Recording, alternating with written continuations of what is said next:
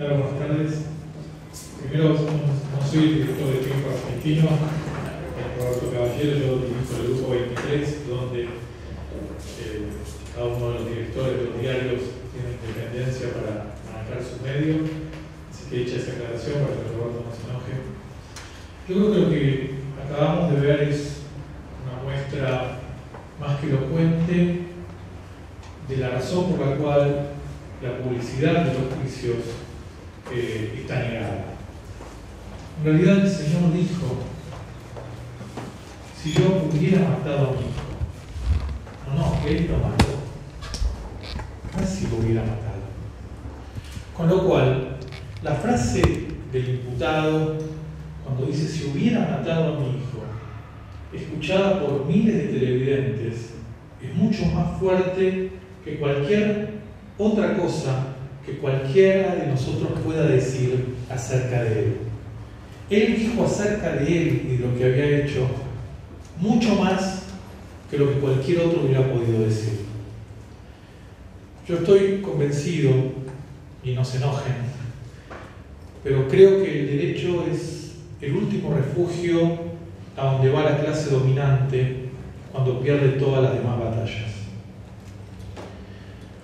Y creo que eso está pasando a las claras con distintos exponentes de los grupos hegemónicos de la Argentina, que no pudiendo resolver sus problemas ni en la política, ni en los medios, ni en el poder legislativo, están llevando la batalla al Poder Judicial, que es el lugar donde aún tienen cobijo y donde aún tienen la fuerza que el sistema capitalista construyó para ellos como el último aguantadero de las clases dominantes. La verdad es que para mí, desde la concepción, no es que la publicidad garantiza el control del juicio, porque debo decir que habiendo defensores, habiendo público, la publicidad mediática no creo que sea la que controle el juicio. Lo que están tratando de evitar no es el control del juicio, sino lo que están tratando de evitar es la conformación del juicio social acerca de lo que pasó.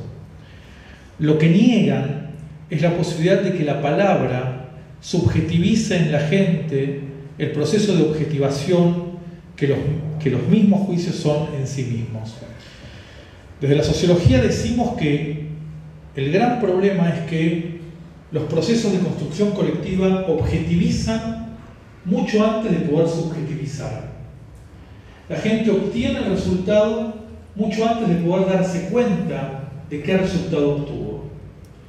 Y lo que se está tratando de negar es que la sociedad en su conjunto pueda reconocer a través de la palabra y a través del hecho subjetivizador el hecho concreto, real de la existencia del juicio. Porque lo importante no es que el juicio exista, sino que lo importante es que la comunidad entienda, asimile como propio y comprenda en el relato que el juicio existe. Le quitan la voz porque en realidad cuando no hay voz no hay relato. Yo milité en esta facultad hace muchos años cuando era joven, como muchos de ustedes, en franja morada cuando estudiábamos sociología en el sótano de la facultad, que no sé para qué lo usan hoy, pero en esa época nos tiraban en el 83 a los que estudiábamos sociología porque a nadie le importaba que se estudiara sociología al final de la dictadura del 82. Y tengo como recuerdo imborrable a los 5 grandes de la justicia argentina, a los cuales se trata como próceres, que le sacaron la voz al juicio a las juntas y le sacaron los pañuelos a las madres y las hicieron salir de la sala. Nunca voy a entender por qué son 5 próceres. Por ahí porque hicieron algo más que otros estaban dispuestos a hacer, pero eso no los transforma en próceres, y principalmente no son próceres porque le sacaron la voz al juicio y le sacaron los pañuelos a las madres. Y lo lamentable de esto es que 26 años después estamos discutiendo lo mismo que discutíamos en el 83 84-85 acerca del juicio a las juntas. El tema de la voz. Desde la tradición judeo-cristiana fue la voz y el verbo lo que creó el mundo. Y desde la interpretación que cualquiera quiera darle, en realidad sigue siendo el verbo el que crea el mundo. Cuando le sacan la voz a los juicios, lo que quieren es que el verbo no cree el mundo de concientización, no quieren que el verbo pueda generar cambio, porque en realidad es el verbo, es la palabra, es el lugar en que reconocemos al otro. Como dice Levinas, el rostro se transforma en rostro cuando lo puedo escuchar. Y en realidad, al no escucharlos, al no poder procesar su palabra, lo que nos están negando, no solo a nosotros, sino a la sociedad en su conjunto, es la comprensión integral del fenómeno. Por eso me parece que los medios de comunicación tenemos un rol fundamental en esto. Es innegable el reconocimiento que los argentinos le tenemos que hacer a Página 12, que durante más de 20 años fue la única voz que en medio del silencio seguía hablando de esto, seguía diciendo estas cosas. Y hoy podemos recuperar esa palabra porque ellos la mantuvieron viva durante 20 años. Me parece que el hubiera matado a mi hijo, en realidad, además de que lo mató, cuando no lo podemos escuchar, lo mata por tercera vez. Lo mató porque le sacó la identidad, lo mató porque le negó la verdad y nos mata a nosotros porque nos saca la palabra. Eso es todo.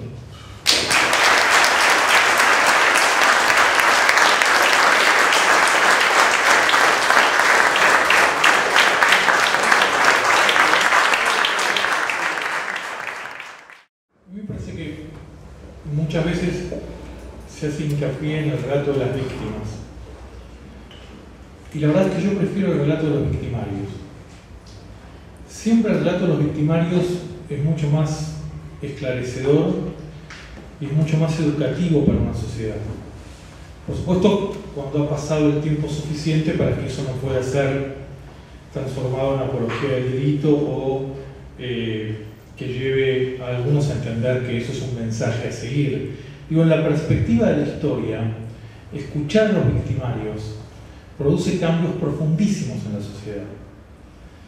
El ejemplo más claro es el de la sociedad israelí. Durante años, el mito sionista intentó construir que los judíos habían ido como ovejas al matadero durante el Holocausto. El mito sionista intentó enseñarle a generaciones de israelíes desde el 48 por casi 20 años que en realidad el verdadero judío era el judío israelí que peleaba, el del ejército, y que los otros habían ido a las cámaras de gas como ovejas al matadero. ¿Cuándo se produce el cambio? Cuando el mundo y la sociedad israelí pueden escuchar a Eichmann. Cuando Eichmann habla, el relato del victimario dice: ah, esos también fueron héroes. Cuando escuchan la crudeza del victimario defendiendo su argumentación, dicen: ah, el sionismo nos engañó. En realidad, hubo dignidad en los campos de la muerte. Hubo dignidad en los campos de concentración. No es el nuevo judío el soldado israelí. Ese judío que murió en los campos no fue como una oveja al matadero. Y eso es posible cuando se escucha la voz de los victimarios. Por eso me parece que, si bien es cierto lo que decía el fiscal acerca de que los medios podemos tomar la voz de las víctimas sin ingresar a los juicios, nos es imposible tomar la voz de los victimarios. Y lo que produce el estruendo en la sociedad, lo que produce el quiebre del relato, es la voz de los victimarios. Porque no están arrepentidos, porque creen que lo que hicieron es lo que debían hacer, porque están dispuestos a repetirlo, y porque en realidad, para los que no vivimos eso de cerca, lo que hace es producir el fenómeno de desbanalización, que es lo que Hannah Arendt escribe en su libro El juicio de Jerusalén. Cuando dice, vimos a Eichmann en toda su humanidad. Porque en realidad la única manera de evitar que vuelva a suceder, y aunque parezca paradójico, casi pornográfico, es ver la humanidad de los victimarios. Cuando vemos la humanidad de los victimarios, nos escandalizamos, porque son humanos, no son monstruos. Y si no son monstruos, eso se puede repetir. Y puede haber millones de ellos, miles de ellos. Por eso creo que lo peor que hace la teoría de los dos demonios, que es una discusión política acerca de si hubo dos demonios, lo que seguro no hubo es ni siquiera un demonio. Hubo humanidad. Fueron humanos los que perpetraron el genocidio en la Argentina. Y solo escuchando su voz podemos recordar su humanidad. Entonces podemos recordar que eso puede volver a pasar. Cuando nos niegan la voz del juicio, no solo nos niegan la voz de las víctimas, nos niegan la voz de los victimarios para que no podamos reconocerlos en la calle, para que no podamos reconocerlos como un otro que existe, y en realidad nos quieren hacer creer que es el otro del misticismo, o lo que los chicos llaman ahora, a partir de las películas, creo que de Harry Potter, el lado oscuro. No son el lado oscuro de un mundo espiritual. Son la materialización del mal en la humanidad, porque esos hombres aman, crían sus hijos, rezan, comen como nosotros. Son humanos. Y lo que nos niegan cuando nos niegan la publicidad de esos juicios es que los podamos ver como humanos. Quieren que los veamos como monstruos caídos de otro planeta. Y en realidad lo que nosotros tenemos que ratificar, a pesar de que nos dé bronca, es su humanidad. Porque son culpables, porque tienen humanidad. Los monstruos no tienen moralidad, no son ni culpables ni inocentes, solo los humanos lo somos.